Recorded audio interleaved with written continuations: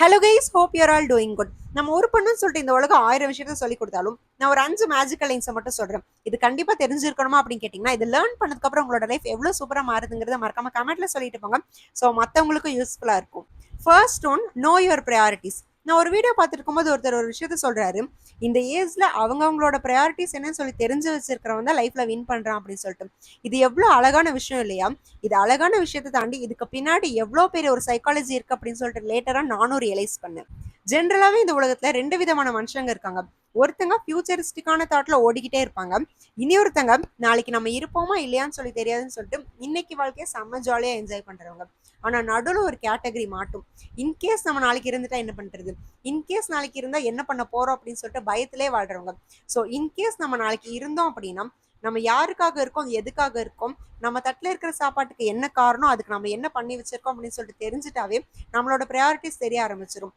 பேசிக்காவே மனுஷனுக்கு ஓடணும், சம்பாதிக்கணும், ஃபேமிலியை பார்த்துக்கணும் அப்படின்னு சொல்லி ஏகப்பட்ட கமிட்மெண்ட் இருந்தாலும் இதுக்கிடையில ஸ்ட்ரெஸ், டிப்ரெஷன், லவ், ஃப்ரெண்ட்ஷிப், பிரேக்கப்னு சொல்லிட்டு இவ்வளோ இமோஷன்ஸை நம்ம கேரி பண்ணிட்டு போயிட்டே தான் இருக்கும்.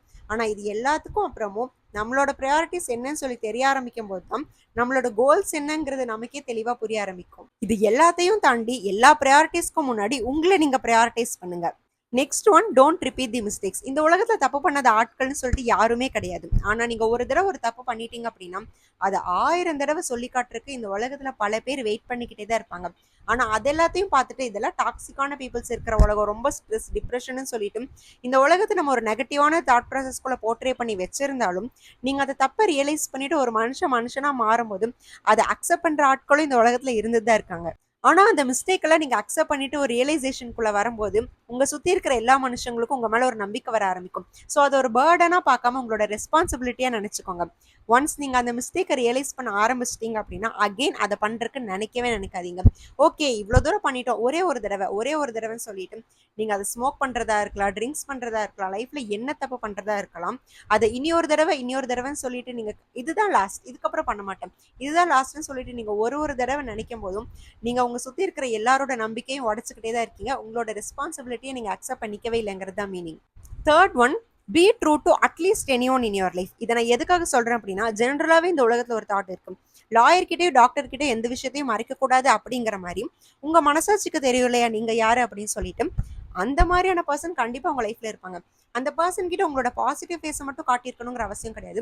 அவங்களுக்கு உங்களோட நெகட்டிவ் ஃபேஸ், நீங்க பண்ற எவ்வளோ பெரிய மிஸ்டேக்கா இருக்கலாம், எவ்வளோ கேவலமான மிஸ்டேக்கா இருக்கலாம், பண்ற எவ்வளோ பெரிய நல்ல விஷயமா இருந்தாலும் கண்டிப்பா அட்லீஸ்ட் ஒருத்தருக்கு உங்க லைஃப்ல தெரிஞ்சிருக்கிறது ரொம்பவே நல்லது. அவங்க யாரா வேணாலும் இருக்கலாம், நீங்க தேடி கண்டுபிடிச்சிருக்க மாட்டீங்க. உங்க பேரண்ட்ஸா இருக்கலாம், ரிலேட்டிவா இருக்கலாம், லைஃப் பார்ட்னரா இருக்கலாம், உங்களோட ஃப்ரெண்ட்ஸா இருக்கலாம், ரிலேஷனா இருக்கலாம், இல்ல உங்க குழந்தைங்களா கூட இருக்கலாம். உங்களை பத்தி கண்டிப்பா எல்லாமே ஒருத்தங்களுக்கு தெரிஞ்சிருக்கிறதுங்கிறது ரொம்பவே நல்ல விஷயம். அப்படிப்பட்ட பர்சன் உங்க லைஃப்ல இல்ல அப்படின்னு சொல்றீங்கன்னா நீங்க அப்படிப்பட்ட ஒரு ரிலேஷன்ஷிப்பை யாரு கூட பில்ட் பண்ணுங்கிறது தான் மீனிங்.